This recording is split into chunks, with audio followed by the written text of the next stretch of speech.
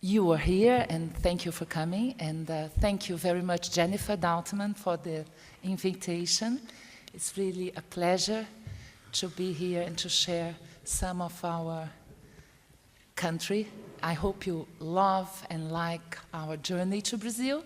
And thanks for the speakers, Heloisa, David, and Leandro, to accept my invitation and to help me to say some words and share with you some information on Brazil. I would like to start about Catalist, the word Catalist, and why I have chosen Catalist Brazil as the title of this presentation. And I have checked some synonyms. It's very much about impetus, incentive, motivation, stimulant, agitator, impulse, incendiary, incitation, incitement, reactionary, radical stimulus, spark plug, wave maker. This is Brazil. This is our country. So this is very much why I thought this word would represent this cauldron that is our country nowadays. I mean, why the world is putting its eyes on us, and why the world is so attracted with Brazil. And it's not only because we are hosting global events such as the World Cup or the Olympics, but mainly because there is a leading generation of leaders, of creative leaders that are changing this country, people that are transforming Brazil, people that are really doing their own business models. They are really leading something different. Brazil is transforming. Brazil is changing because Brazil is just paying attention to its people. I was very inspired, of course. I mean, all of you were there about what we've heard with Thomas Hampson about how we would connect with the next, but mainly about people. We need to pay more attention to people, and I think what is happening with the country, with Brazil, is that we are looking more closely to our own roots. More people are speaking, more people are leading initiatives. This transformation is very much related to the social technologies that Brazil is creating. We are perceived in Brazil not only for our digital, for our analog items such as Copacabana Beach or Carnival or Samba, but mainly for our social technology initiatives, projects that are provoking, changing, social change, are really transforming deeply this country. So I would say that this leading generation is not changing our country, but is inspiring the world. The world also is consuming our commodities, for long periods. But I think now they want to access our intangible and exclusive wealth, the Brazilian way of life. What is that? We are tolerant, we are fighters, we are very creative, and we are a gay people, very happy people. And we welcome the world with open arms. There is a music, Marina Lima, you open your arms to me and we make a country. It's a beautiful song. Você me abre os seus braços e a gente faz país. It's very much what we are. So I will stop for now because I think the more important information is very much related to what David is saying about social change, what Heloisa will say about media and in Brazil and in classical music, and Leandro will speak about the market. And maybe later we can open to questions and answers, and also followed by Panorama Brasil at 12 o'clock. So I hope you join us this morning, and good journey to our country. Thank you. So, David, could you please start? Good morning, everybody, and I'd like to thank, from the Brazilian team, I'd like to thank the classical music team, especially for these few days. We've been meeting so many wonderful people, and with so many great incentives.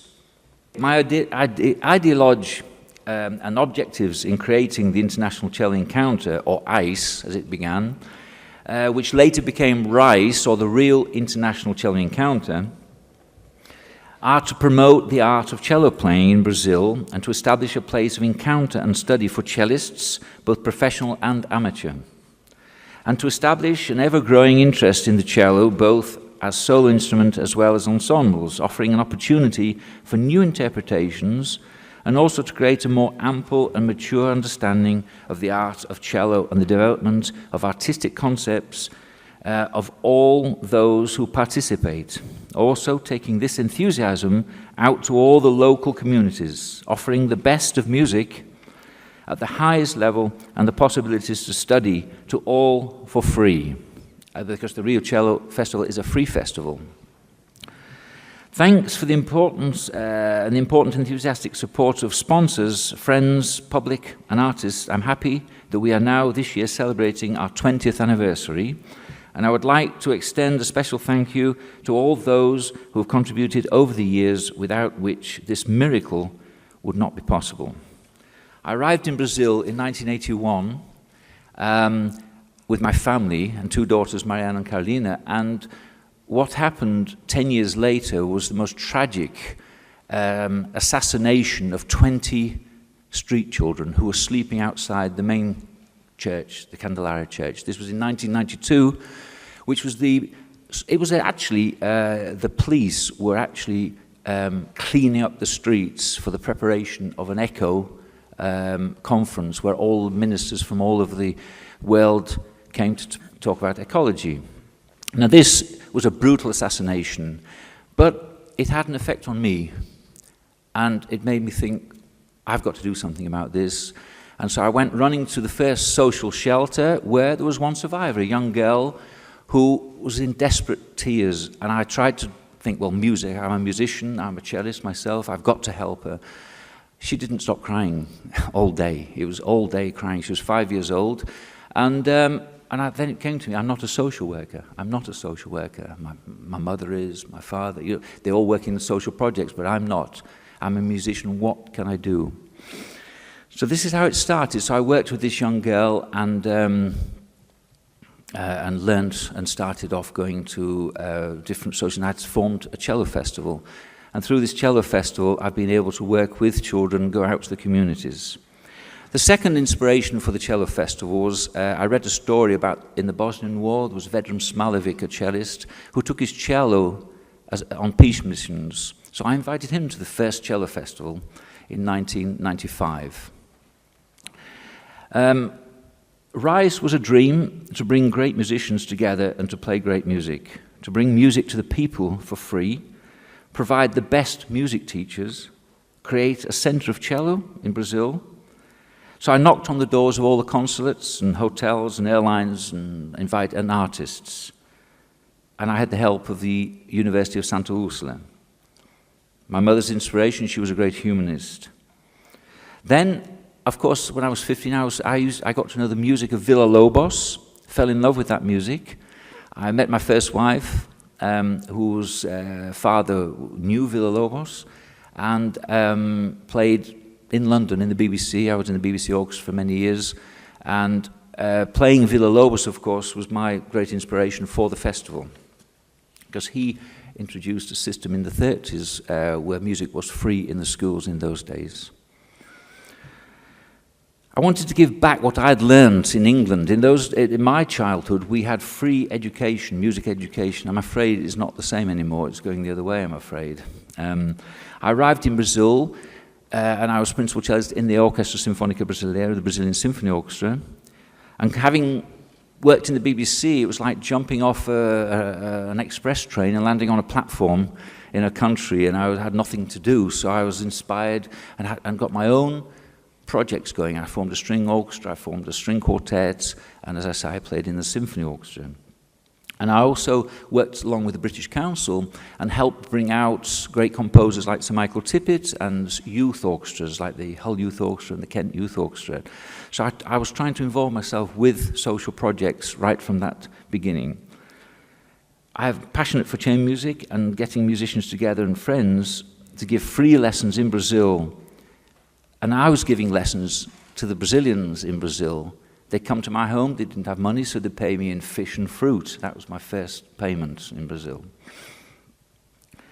Children are like musical sponges. That's one thing that I find that is one of the magical things about teaching in Brazil and teaching Brazilian children. And the rewarding smile from the child. You feel that this is what the teachers come from other countries, great international teachers like Benny Greenhouse, Madame Tortelier, and many, many, many other great cellists come out to Brazil, and they want to come back every year to teach the children because there's this rewarding smile.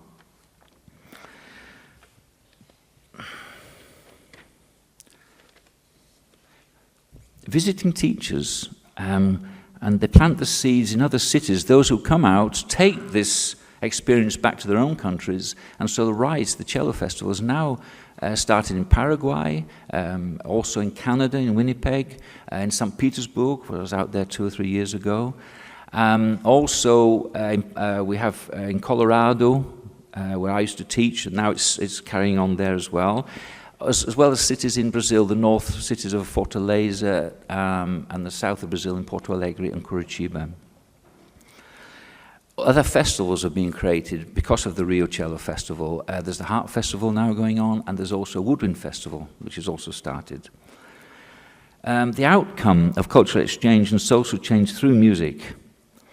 Every year, RISE goes out to the communities. Every year we try and reach another community, and we also bring in the communities to the festival. So the young children who are learning to play the violin or sing in choirs or play the recorder, I always involve them in the festival every year. No one of us alone is as strong as all together. We may have a vision, but we need to work together. One must trust and confide in our young children. For the future, as teachers, we must instill a passion for teaching in our youth. Of course, this is a famous saying from Abril, from the El Sistema. And of course, it's like a maestro, he must confide in his musicians. 20 years ago, a 20-year-old student, of mine, Thiago, 2 or 3 days ago in Brazil, we were doing a fundraising for him to go to Berklee College. He's going to study jazz at Berklee.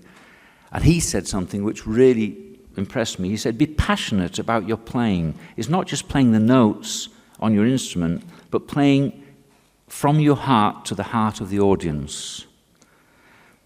And music has great healing qualities. RISE is a catalyst for social change through music. RISE is a festival for social change.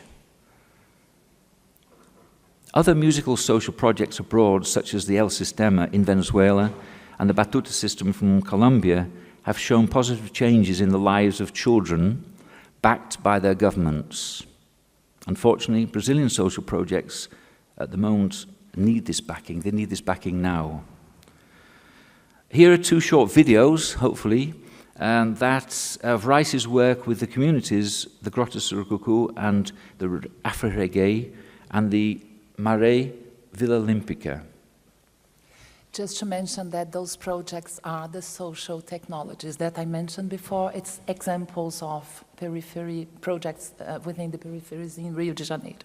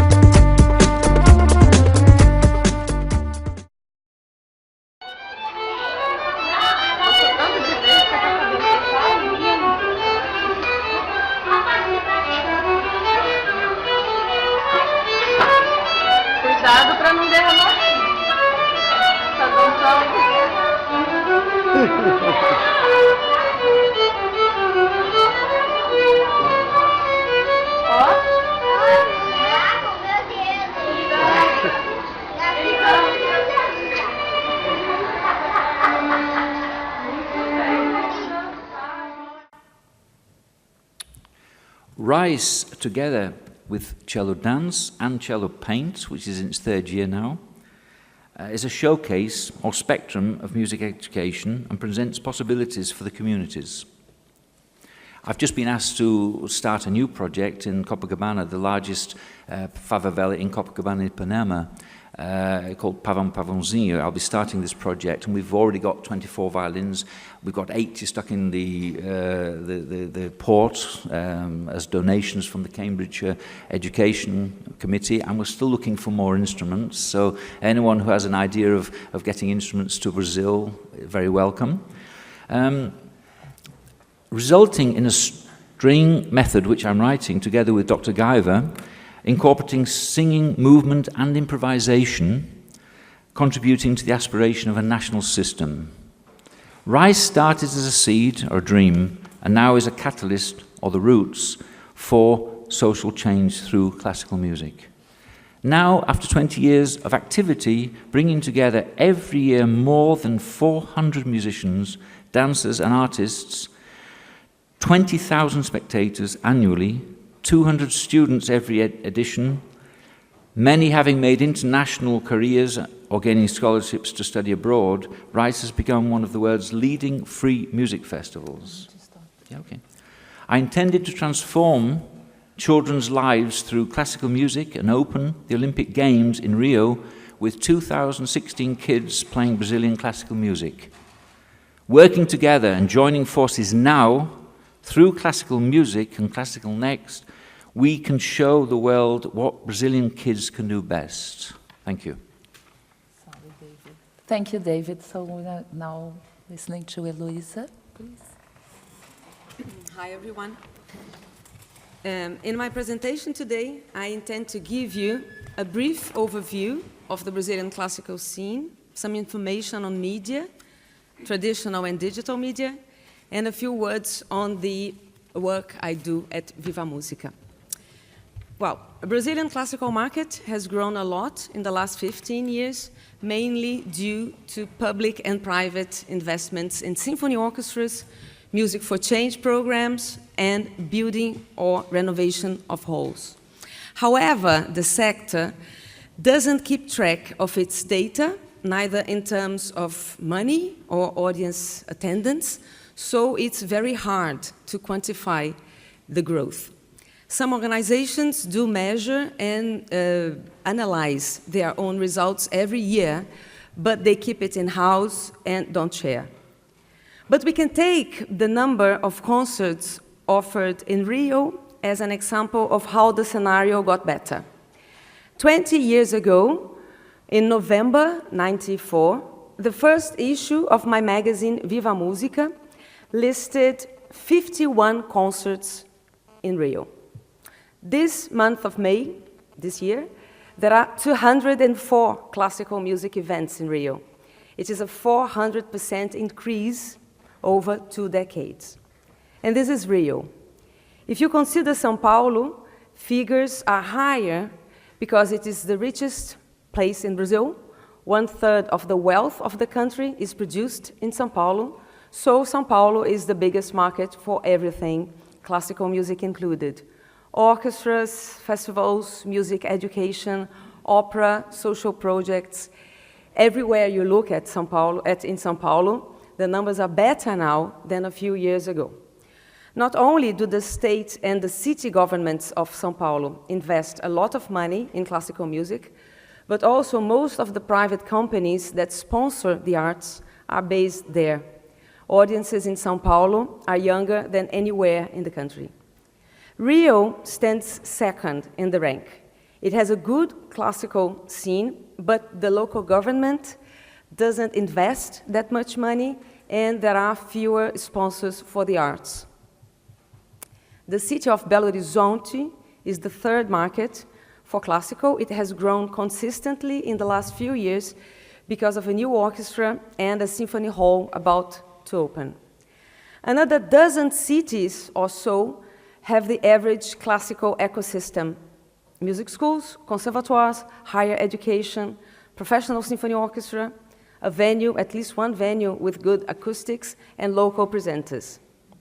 Coverage by general media is not good at all, and this brings me to the second point of the presentation. The classical sector doesn't get good press coverage in many countries, but in Brazil, considering the growth we had, the situation should have improved by now. There are just two players in specialized media, Viva Música in Rio, producing content for print, digital, and radio, and a monthly printed magazine in São Paulo named Concerto. Music critics are concentrated in two newspapers in São Paulo. In Rio, just one newspaper covers classical.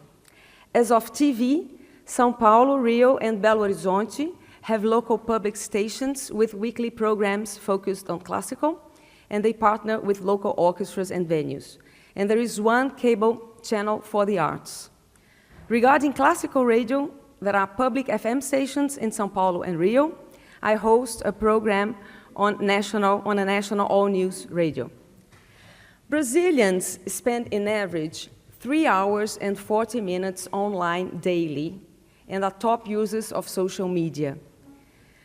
Actually, there are more mobile phones in the country than inhabitants. For a population of 200 million, there are 270 million cell phones. In such context, new media could have provided better access for classical music, but few initiatives really count. Music institutions do the digital basics, a bit of email marketing, some online advertising, very few apps. Facebook is the favorite social platform for classical organizations. YouTube is very big in Brazil, but not for classical institutions. If you consider the top 3 orchestras in the country, they have less than 1,000 YouTube subscribers each.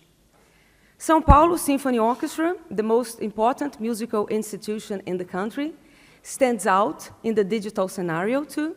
They began webcasting live concerts in 2011, just one concert back then. This season, they are webcasting 7 concerts. Their best results in terms of simultaneous streamings in a transmission were 4,130, and a total of 13,470 unique users. Last but not least, a few words about my company, Viva Música.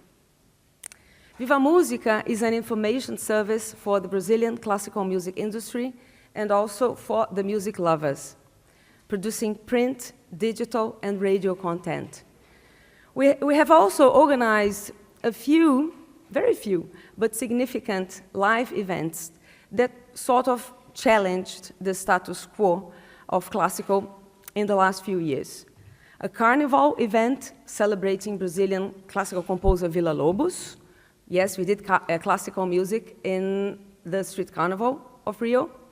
And we also organized a national tour in nightclubs. It was a quartet, violin, viola, oboe, and cello in nightclubs, in 6 nightclubs around the country. Viva Música has also campaigned for a classical music day in Brazil, and we managed to officially establish this date, National Classical Music Day. It's the 5th of March, Villa-Lobos' birth date. Industry-wise, I published for 15 years in a row a directory with professional contacts and special reports. This is last year's edition. 8,000 copies distributed throughout the country and internationally. For the general public of music lovers, I've been publishing a monthly magazine for 12 years now that lists classical events in Rio. Circulation of 20,000 copies every month. Both the magazine and the directory are distributed free of charge. Business model for both publications has been based on advertising revenues. I've been doing radio since the very beginning of Viva Música, first local FM stations, then national network. I host a 5-minute program on national radio CBN twice a week. CBN is an all-news radio network. It's in many cities in the country. It reaches an average audience of 300,000 listeners. There, I try to connect classical to what's being talked about in the news, because it's an all-news environment. Every now and then, this leads me to unusual approaches. Yesterday, I started a classical music World Cup, where the 8 countries that are FIFA World Champions are represented by their most distinguished composers. So a game, Italy against Brazil, would be Vivaldi against Villa-Lobos. And the listeners are the ones to decide who wins the game. I foresee Brazilian against Germany, because it will be Villa-Lobos and the Ninth Symphony of Beethoven, very difficult game. This final will be on June 10th, just before the World Cup starts. Then you have the challenge about the Cameroon and Ghana, huh? No, it's just a world champions, just 8 countries competing. Viva Musica has gathered a quite active community on Facebook. We have 85,000 fans. We publish in average 1 post per day. Our fans like, share, and comment a lot. This week, we had a total reach of 127,000 people. Last October, before Facebook's EdgeRank changed, we had fantastic results in a campaign for Children's Day. We had 227,000 people visualizing the posts, seeing the posts in just 1.5 days, 227,000 in 36 hours, all organic reach. These good results led me to a new project I've been working on for the last few months, a digital platform tailor-made for people who love music in general but don't listen to classical music, yet they like the idea of getting nearer the genre. I've been through what design thinkers would call inspiration and synthesis process, and I have just begun the steps of what they would call ideation and experimentation. I'm close to prototyping and testing before implementation.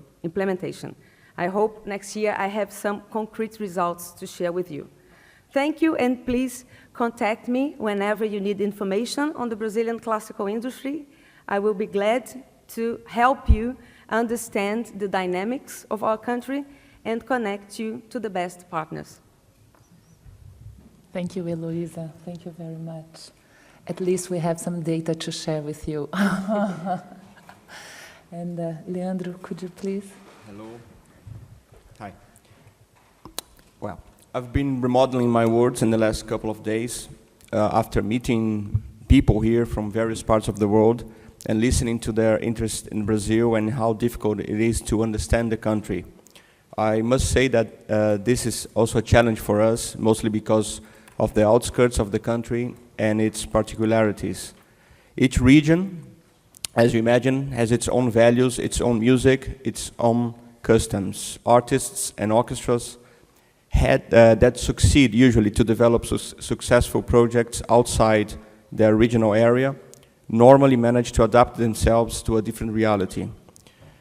We must keep in mind what Heloisa has just said, that classical music in Brazil really developed widely in the last 15 or 20 years, especially in smaller centers. Most of the country's 26 states and the federal district have got at least 1 orchestra working regularly and many other chamber groups. They are facing most of the challenges that we all face about developing new ideas, raising funds for maintenance, recording and selling product, and so forth. Some of them managed to establish a strong bond with the local society, and this might be an interesting path or key to open up a new market for foreign companies, recording labels, distributors, managers, and others.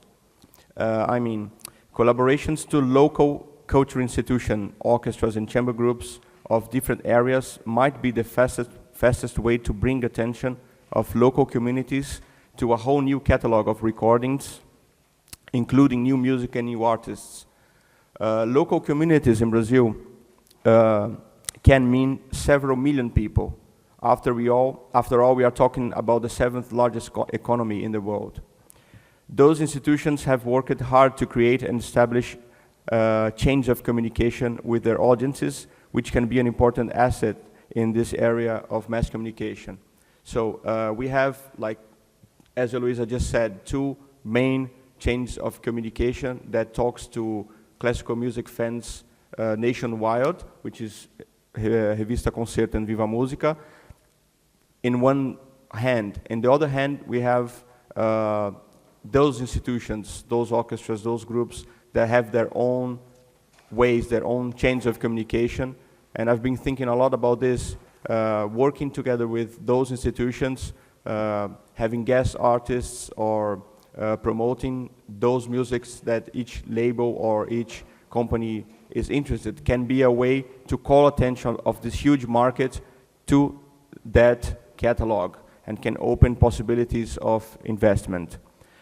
Well, because this is a very large and complex issue that couldn't be covered in few minutes, I prepare a video resuming some of the topics that seem of general interest, using as an example the experience of Mato Grosso State Orchestra. This is an orchestra of which I was one of the founders 10 years ago in a remote part of Brazil, and its artistic director and principal conductor ever since. It is important to stress the fact that Mato Grosso, whose capital is Cuiabá, one of the cities that will soon receive the Soccer World Cup, didn't have a tradition in the area of classical music at all. But on the other hand, a very powerful and rich popular folk music. So really, to understand our community and work accordingly to their needs and expectation was one of the keys to establish us as part of their daily life. Mato Grosso, quickly, just for you to understand a bit of this part of Brazil, which is right in the center of South America, is the largest grain producer in Brazil. And Brazil is one of the world's largest grain producers, especially soya and cotton. Phenomenon that happened only recently as well, in the 70s, when people immigrated, mostly from the south part of the country, to start new cities. After 40 years, those cities developed tremendously. Some of them are now over 50,000 people, and local public services and life quality much better than the country's average. Many of them have their own music schools, youth orchestras, and an avid audience for whatever music that touches their hearts. So, what you see now is the result of a big adventure that represents a lot of what is going on right now in Brazil, mostly outside big cities, and also the potential for the future. Let's watch it.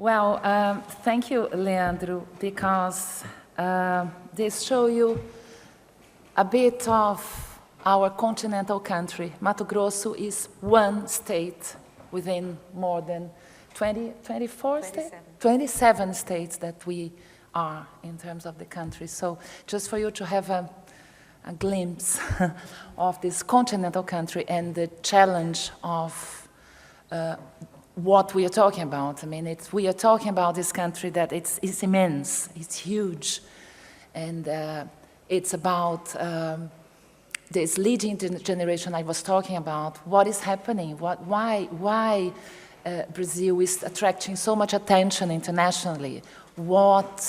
Which are the projects that are being developed by these beautiful festivals and media projects and initiatives? Why? But what about this new Brazil that nobody sees? We don't access. I mean, you don't access the Brazil that's really doing things. We are not here to show you more of the same. It's not the same Brazil that we are showcasing to you this morning. It's something different. It's something attractive. It's something completely transformed. So I think I would like to open for questions and answers, and if you want to add something else, would you like to try your video again or no? So I would like to open for questions and answers, and if you have some questions for us or individually, please go ahead, and we would like to carry on speaking with you. Don't forget that after this session, we will have this Panorama Brasil at 12 o'clock, followed by a reception. So it's more Brazil coming later this morning. And so, yeah. And the round, yes, thank you. And there is a roundtable mentoring project at 2 p.m. at the MAC Lounge. Yeah. So if no questions, yeah? So I will take our time to raise the fact that we, as this huge and continental country, we have the possibility of identifying new voices and new projects. And so I don't know, David, would you like to further mention something about your a specific initiative about social change, social transformation within your festival, and an example about someone that started with you and now is doing something bigger or different? There are many young kids who, for instance, people from the Amazons. The very first festivals, they traveled down 2 days by bus, 2 nights, 2 days, arrived in Rio. They had lessons with the greatest cello teachers from all over the world, great artists. And now there are many, there's 2 examples that went to Trinity College in London. There are scholarships being offered. We've got great intercambios going with the Canadian universities, with Colorado, with St. Petersburg now in Russia. Many of the institutions are actually opening their arms to these wonderful talents. 2 of the very first people in the festival are actually now known soloists in London and France. Every year there's a growing, and some of these people now come back. The seeds were planted 20 years ago, and now they come back to Rio, and they want to be part of it as teachers.